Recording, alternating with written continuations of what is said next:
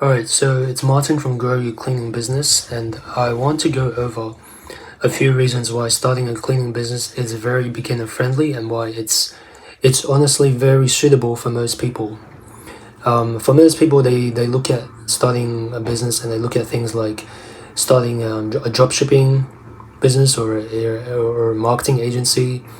A lot of people even look at things like restaurants and real estate, etc. But these are very complicated models to start with, and they're also very risky, right? So to get started as a restaurant, you need at least, I'd say probably like 60, 70K just to even get started. Um, so it's already a big upfront amount just to even start. So whereas a cleaning business, you only need about less than 500 just to get started. So it's very low risk to start. The other reason why it's also a very good business to start is it's very low competition. Okay, so nowadays with AI and ChatGPT and all these tech stuff, it makes starting marketing agencies and drop shipping, it makes that very pretty much very oversaturated, and it also makes it very competitive as well. You have AI that can write and pretty much write ads, write your website, etc. All that type of stuff. It's very complicated for a lot of people nowadays, especially if you don't have you don't really have a tech background. It makes that very difficult to start and compete with. But in terms of cleaning, most people that run cleaning businesses, they just literally have a phone and an email set up. Most times they don't even have a website. They don't even have any sort of marketing, social media, or anything like that. So it makes it very easy to compete. In fact, most people that run cleaning businesses that I know, they're not very intelligent. Not to be not to be rude or anything, but they're not very smart people. And who would you rather compete against? Would you rather compete against the very intelligent people, like for example in marketing agencies and dropshipping and AI and all this new stuff that's coming out, automation, or would you rather compete with very, let's put it like this, very not very intelligent people? Of course you would rather compete with people that aren't very intelligent, because that means you have better chances of succeeding. So those are some of the main big reasons why cleaning business is, I guess these would be considered the pros. In terms of the cons, obviously there are cons.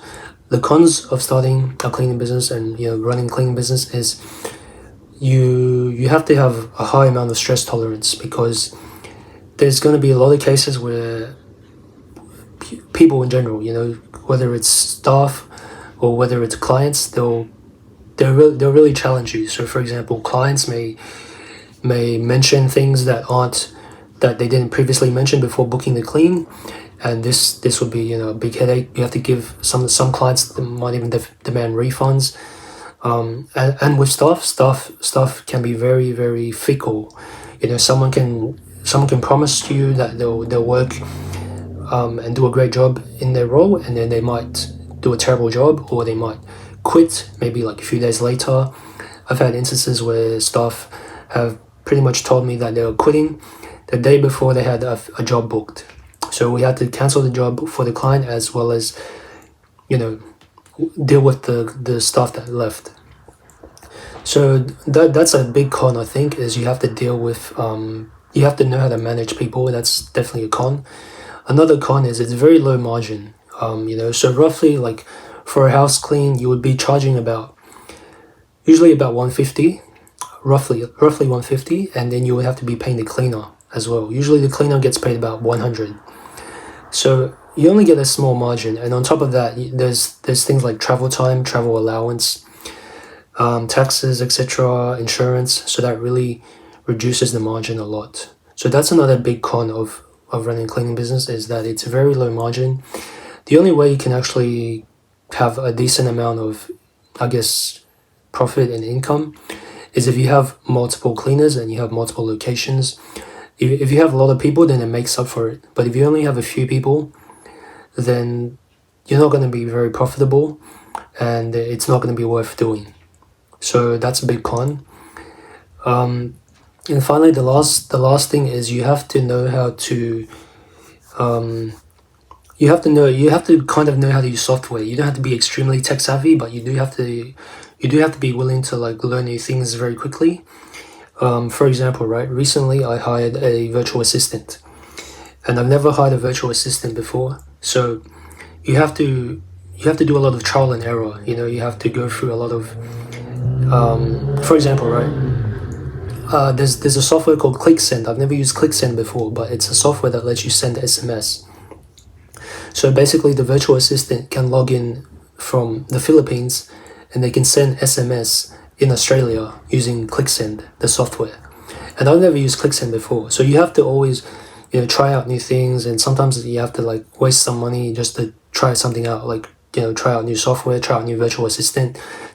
Even oftentimes I would have to cover the cost of new employees, because usually I trial new employees. I don't just give them jobs straight away, because I don't know what level they're at.